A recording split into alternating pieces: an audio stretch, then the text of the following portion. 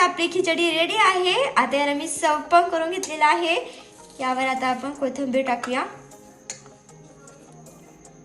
कोथिंबीरने garnish करते। नमस्कार, मी Sonali junior Sonali cooking channel मध्ये तुमचं स्वागत आहे। आज मी करणार आहे ओट्सची खिचडी। हे खूप हेल्दी खिचडी आहे।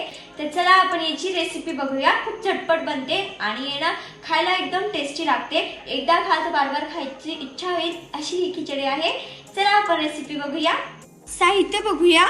इथे मी ना मटार घेतलेले आहे। इथे गोबीला चांगला असं बारीक कट करून घेतलेला आहे। इथे मी बीटला बारीक असं कट करून घेतलेला आहे। टोमॅटोला बारीक असं चॉप करून घेतलेला आहे। कोथिंबीरला बारीक कट करून घेतलेला आहे। इथे मी गाजर घेतलेला आहे, याला पण बारीक कट करून घेतलेला आहे। इथे मी कांदा चांगला बारीक कट करून घेतलेला आहे। मिरची अशी आहे ना कट करून घेतलेली आहे। आणि इथे मी अद्रकचा तुकडा घेतलेला आहे, त्याला पण बारीक असं कट करून घेतलेला आहे। 4-5 लसणाच्या पाकळ्या घेतलेल्या आहे, त्याला पण चांगलं बारीक कट करून घेतलेला आहे। मी कढई घेतलेली आहे, त्यामध्ये मी तूप टाकलेला आहे। तुम्ही तूपच्या ऐवजी तेलाचा वापर पण करू शकता। यामध्ये आता मी मिरची टाकते आणि यामध्ये आता मी अद्रक, लसूण आणि कांदा टाकते। आता याला मी थोडंसं फ्राय करून घेते, हलकसं फ्राय करून घ्यायचं। आता यामध्ये मी गोबी टाकते, मटार आणि इथे मी बीट घेतलेला आहे, गाजर।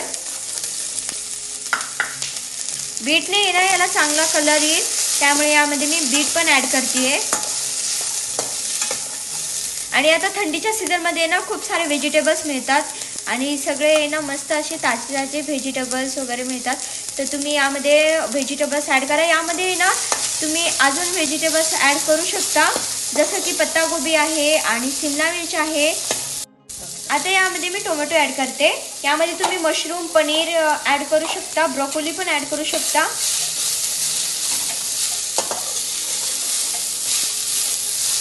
आणि जर तुम्हाला काही व्हेजिटेबल्स नसेल आवडत तर ते पण स्किप करू शकता। तुमच्या आवडीचे यामध्ये व्हेजिटेबल्स तुम्ही ऍड करू शकता। आता याच्यावरचं मी झाकण काढून घेते आणि आपले व्हेजीस जे आहे ते वाफले का नाही ते बघूया। इथे व्हेजीस चांगले वाफवून घ्यायचे आहे आणि कमी गॅसवर करा। कमी गॅसवर जे धीमे जे ना व्हेजीस चांगले ना वाफवून घ्यायचे। आपण जर फुल गॅसवर केलं तर त्याच्यातले सगळे जे गुण आहे ते जळून जातात। यामध्ये आता मी मीठ टाकते, चवीनुसार मीठ टाका। आणि इथे मी शेंगदाणा मीठचा वापर करतेय, हळद, मिरची पावडर थोडीशीच ऍड केलेली आहे। आणि ह्या ज्या मिरच्या मी घेतलेल्या आहे ना त्या जास्त स्पायसी नाही घेतलेल्या आहे। तुम्ही तुमच्या टेस्टनुसार करू शकता, जर तुम्हाला जास्त स्पायसी हवा असेल तर करा। आता यामध्ये मी पाणी टाकते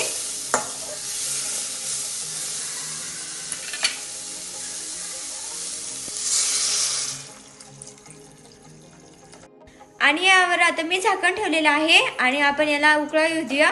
मग यामध्ये आपण ओट्स ऍड करणार आहोत। आता पाण्याला उकळा आलेला आहे, आता आपण झाकण काढूया। हे बघा, असं खळखळून चांगला उकळा आला पाहिजे। मग यामध्ये आता आपल्याला ओट्स ऍड करायचे आहे।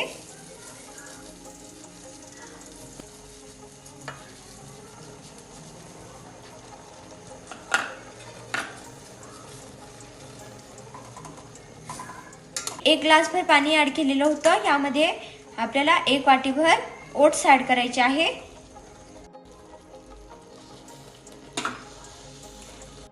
पाण्याची गरज वाटली तर यामध्ये तुम्ही पाणी ऍड करू शकता। आता यावर मी झाकण ठेवते आणि याला आपण 5-10 मिनिटं शिजवून घेऊया।